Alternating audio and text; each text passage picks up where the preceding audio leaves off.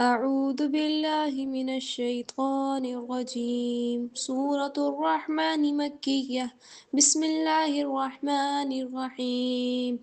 الرحمن علم القرآن خلق الإنسان علمه البيان. الشمس والقمر بحسبان والنجم والشجر يسجدان والسماء رفعها ووضع الميزان ألا تطغوا في الميزان وأقيموا الوزن بالقسط ولا تخسروا الميزان والأرض وضعها للأنام فيها فاكهة والنخل ذات الأكمام والحب ذو العصف والريحان فبأي آلاء ربكما تكذبان خلق الإنسان من صلصال كالفخار وخلق الجن من مارج من نار فبأي آلاء ربكما تكذبان رب المشرقين ورب المغربين فبأي آلاء ربكما تكذبان مرج البحرين يلتقيان بينهما برزخ لا يبغيان فبأي آلاء ربكما تكذبان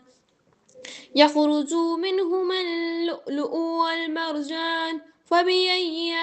آلاء ربكما تكذبان وله الجوار المنشآت في البحر كالأعلام فبأي آلاء ربكما تكذبان كل من عليها فان ويبقى وجه ربك ذو الجلال والإكرام فبأي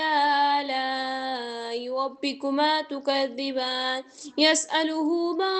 في السماوات والأرض كل يوم هو في شأن فبأي آلاء ربكما تكذبان سنفرغ لكم أيها الثقلان فبأي آلاء ربكما تكذبان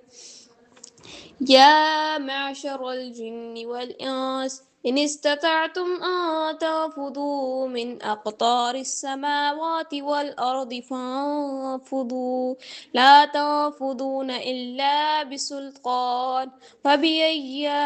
آلاء ربكما تكذبان يرسل عليكما شواظ من نار ونحاس فلا تنتصران فبأي آلاء ربكما تكذبان فإذا انشقت السماء فكانت وردة كالدهان فبأي آلاء ربكما تكذبان فيومئذ لا يسأل عن ذنبه انس ولا جان فبأي آلاء ربكما تكذبان